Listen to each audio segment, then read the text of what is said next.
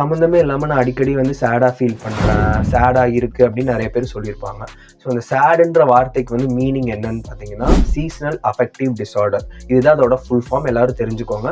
இது வந்து பேர்லேயே இருக்குது பார்த்தீங்கன்னா, இது வந்து சீசனல் சேஞ்சஸ்னால வரக்கூடிய ஒரு டிஸார்டர்னு எல்லாரும் தெரிஞ்சுக்கோங்க. முக்கியமாக வந்து வின்டர் டைம், அதாவது குளிர்காலத்தில் வந்து அதிகமாக எல்லாத்துக்குமே இது வந்து இருக்கும், காமன் தான். இதை வந்து வின்டர் ப்ளூ அப்படின்னு சொல்கிறாங்க. ஸோ இதில் என்ன நடக்கும்னு பார்த்தீங்கன்னா, இந்த வின்டர் டைமில் வந்து சன்லைட் எக்ஸ்போஷர் வந்து அதிகமாக வந்து இருக்காது, ஓகேங்களா? ஸோ அதனால வந்து natural hormones like serotonin, melatonin, இது வந்து சர்க்காடியன் ரிதம் மெயின்டைன் பண்ணுறதுக்கு, அதாவது ஸ்லீப் சைக்கிளை மெயின்டைன் பண்ணுறதுக்கு யூஸ்ஃபுல்லாக இருக்கிற ஹார்மோன் வந்து சேஞ்சஸ் ஆகிறதுனால நம்ம டிப்ரெஷனாக இருப்போம், சேடாக இருப்போம், சோஷியல் வித்ட்ராவலாக இருப்போம். ஸோ இதுதான் வந்து இதில் நடக்குது. இதுதான் சேடோட ஃபுல் ஃபார்மும் கூட. ஸோ இதுக்கு என்ன பண்ணணும்னு பார்த்தீங்கன்னா, சன்லைட்டில் எக்ஸ்போஷர் ஆகிற மாதிரி நம்ம நிற்கணும், டெய்லியும் எக்ஸசைஸ் பண்ணணும், நல்ல டயட் எடுக்கணும். எடுத்தால் இந்த கண்டிஷன்லேருந்து நம்ம வெளியில் வரலாம். வீடியோஸ் லைக் பண்ணுங்கள், ஷேர் பண்ணுங்கள், சப்ஸ்கிரைப்.